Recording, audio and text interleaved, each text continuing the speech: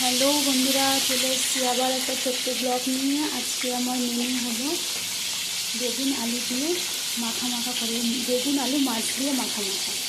তার জন্য এই যে কড়া বসিয়ে দিয়েছি, মাছটাও দিয়ে দিয়েছি তেলের মধ্যে। এদিকে ভাতটা আমার ফুটে উঠেছে, মাছগুলো ভাজা হয়ে গেছে, এবার তুলে ফেলবো। এদিকে আমি আর একটা কড়া বসিয়ে দিয়েছি, এখানে আমি বানাবো পেঁপে ভাজা। আপনারা তো পেঁপে সব রকম খেয়েছেন, ভাজাও অনেক রকম হয়তো খেয়েছেন। এইভাবে একবার খেয়ে দেখুন, আশা করি ভালো লাগবে।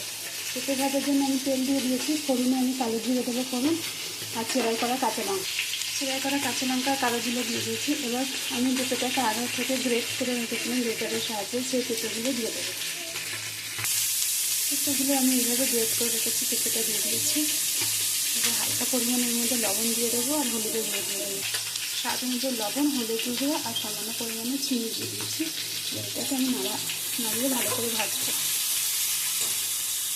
মাছগুলো ভাজা হয়ে গেছিলো, তুলে ফেলেছিলাম। কড়াতে আবার তেল দিয়ে দিয়েছি, ফোড়নে কালো জিরে দিয়েছি, কেটে রাখা পেঁয়াজগুলো এবার দিয়ে দেবো। পেঁয়াজ আর চেরাই করা কাঁচা লঙ্কাটা দিয়ে দিয়েছি। এবার ভালো করে ব্রাউন কালার অবধি, পেঁয়াজটা হওয়া অবধি ভেজে নেব। পেঁয়াজটা আমার ভাজা হয়ে গেছে, এবার কেটে রাখা আলু আর বেগুনটা দিয়ে দেবো। আলু বেগুন দিয়ে দিয়েছি, আলু বেগুনটা একটু ভাজা ভাজা করে নেব। এদিকে আমার পেঁপেটাও প্রায় ভাজা হয়ে এসছে, দেখুন এরকম হালকা ব্রাউন কালার হয়ে যাবে, নামিয়ে ফেলবে। এই পেঁপে ভাজাটা রুটির সাথে খুবই ভালো লাগবে। একবার বন্ধুরা প্লিজ ট্রাই করবেন বাড়িতে, আর কমেন্টে আমাকে জানাবেন কেমন লেগেছে, আর আগে আপনারা খেয়েছেন নাকি সেটাও জানাবেন। পেঁপে ভাজাটা আমার হয়ে গেছে, এবার নামিয়ে ফেলবো। কেটে রাখা টমেটোটা দিয়ে দিয়েছি, এবার আমি মশলাগুলো অ্যাড করে দেবো একে একে।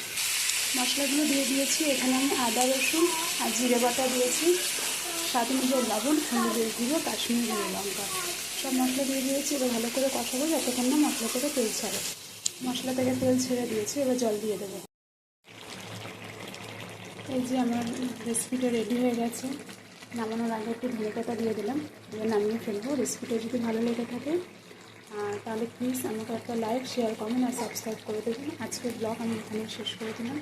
পাশে আছি, পাশে থাকবেন বন্ধুরা। Thank you, by.